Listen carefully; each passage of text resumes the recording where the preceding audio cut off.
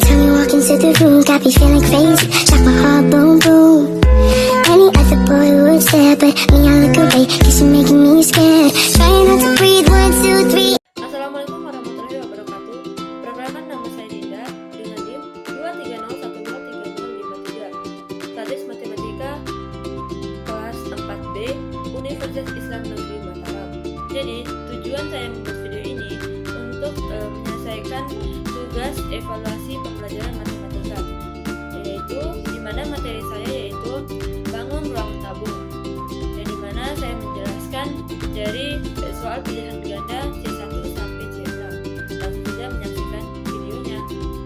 Nah, pada soal pertama ini berbunyi bentuk alas dan tutup tabung adalah A. Elips, B. Lingkaran, C. Segitiga, dan D. Trapesium. Nah, di mana di jawaban ini yaitu jawabannya yaitu B. Nah, biasanya siswa-siswa itu bingung memilih antara A, B, C, atau D. Nah, ketika mereka memilih A, yaitu mereka berpikir karena dari sudut pandang miring, tabung terlihat seperti elips. Nah, padahal elips itu hanya efek perspektif, bukan bentuk asli. Kalau B, itu jawabannya yang benar. Alas dan tutup tabung berbentuk lingkaran sempurna. Ini jawaban yang sangat benar. Sedangkan C, mereka sering berpikir salah karena tertukar dengan prisma segitiga. Sedangkan pilihan D yaitu asal pilih bentuk datar lain, padahal tidak relevan. Selanjutnya soal nomor 2, yang dimana bunyi soalnya yaitu perhatikan pernyataan berikut. 1. Alas dan tutup berbentuk lingkaran. 2. Memiliki titik sudut. 3. Tidak memiliki tinggi. 4. Tidak memiliki titik sudut. 5. Sisi tegak berbentuk persegi panjang. Nah, dari pernyataan tersebut, manakah yang merupakan ciri-ciri bangun ruang tabung? Nah, sebelum kita menjawabnya, kita perhatikan dulu pernyataan yang di atas. Yang pertama, yaitu alas dan tutup berbentuk lingkaran. Nah, di sini nomor 1 yaitu merupakan termasuk ciri-ciri dari bangun ruang tabung. Yang kedua, memiliki titik sudut. Nah, di sini yang kedua ini merupakan bukan ciri-ciri bangun ruang tabung karena bangun ruang tabung tidak memiliki titik sudut. Yang ketiga, tidak memiliki tinggi. Nah, di sini yang ketiga juga salah. Keempat, tidak memiliki titik sudut. Nah, yang keempat benar. Yang kelima, sisi tegak berbentuk persegi panjang. Nah, opsi yang kelima itu benar juga. Nah, selanjutnya kita akan melihat opsi A, B, C, dan D-nya. Pilihan A 1, 2, dan 3. 1 benar, 2 salah, dan 3 salah. Berarti bukan opsinya. Nah, selanjutnya pilihan B 1 benar, 2 salah, 4 benar. Nah, di opsi B yaitu jawabannya salah.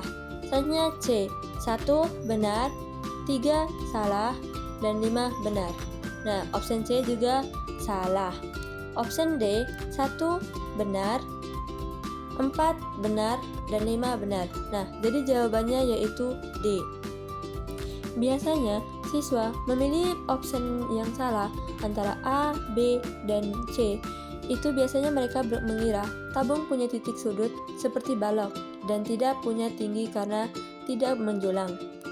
Nah, selanjutnya kita akan bahas soal nomor 3, yang dimana bunyi soalnya sebuah tempat pensil berbentuk tabung memiliki jari-jari 7 cm dan tinggi 12 cm.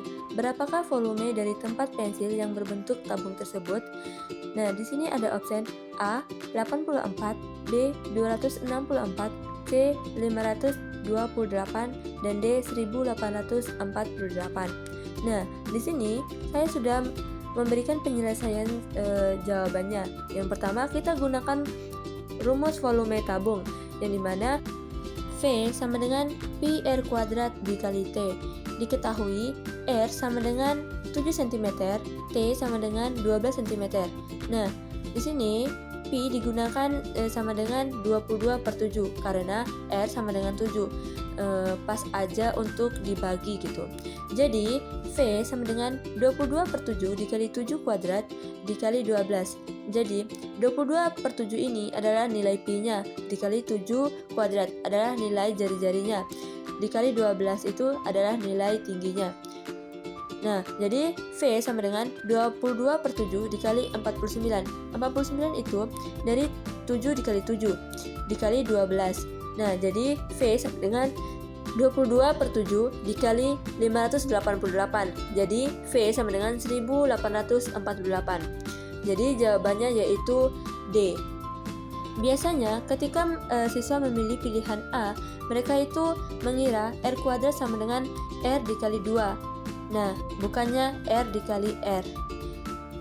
Kalau mereka memilih pilihan B, itu mereka menghitung R kuadrat dikali T.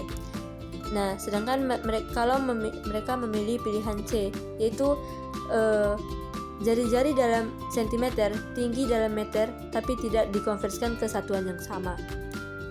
Nah, sedangkan memilih pilihan D, yaitu itu adalah jawaban yang benar. Selanjutnya, soal nomor 4, yang dimana bunyi soalnya yaitu dua tabung memiliki volume yang sama. Tabung A memiliki jari-jari 6 cm dan tinggi 10 cm.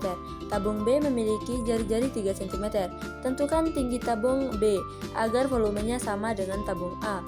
Nah, di sini ada opsinya A 20, B 30, C 40, dan D 80. Nah, di sini juga ada penyelesaian jawabannya. Yang pertama, kita hitung dulu volume tabung A, yaitu RA sama dengan 6 cm, TA sama dengan 10 cm. Jadi, VA sama dengan pi dikali 6 kuadrat dikali 10 sama dengan 360 pi. Nah, di sini kita samakan volume dengan tabung B. Diketahui RB sama dengan 3 cm. Ya, yang ditanya itu TB. Nah, jadi FVA sama dengan pi dikali 3 kuadrat dikali TB sama dengan 36 dikali 9 dikali TB. Karena VA sama dengan VB, maka 360 pi sama dengan 9 pi dikali TB. Jadi TB sama dengan 360 pi per 9 pi sama dengan 360 per 9 sama dengan 40. Jadi jawabannya yaitu C, 40. Nah, ketika siswa memilih jawaban yang salah, mereka itu langsung membandingkan jari-jari tanpa mengkuadrakan. Nah, yang kedua itu mereka berpikir tinggi juga harus dikuadratkan. Yang ketiga, mereka salah mensubstitusikan dalam perbandingan. Selanjutnya soal nomor 5. Perhatikan gambar 1.1 berikut. Nah, di situ ada gambar yang dimana pertanyaannya, sebuah tabung dengan diameter alasnya 8 cm dan kekebalan sisinya 1 cm. Jika gelas tersebut diisi air sedemikian hingga ketinggian air mencapai 3 cm dari dasar gelas, maka volume bagian yang tidak terisi air adalah berapa cm? Pangkat 3. Nah, di sini ada opsinya A 154, B 451, C 541, dan D 514. Maka jawaban yang benar adalah A 154. Nah, ketika siswa memilih jawaban salah, berarti mereka menghitung volume air bukan volume kosong. Nah, yang kedua, ada juga lupa mengurangi ketebalannya. Nah, ada juga yang salah satuan atau tingginya, atau keliru digunakan tinggi total atau tinggi airnya. Nah, selanjutnya soal nomor 6.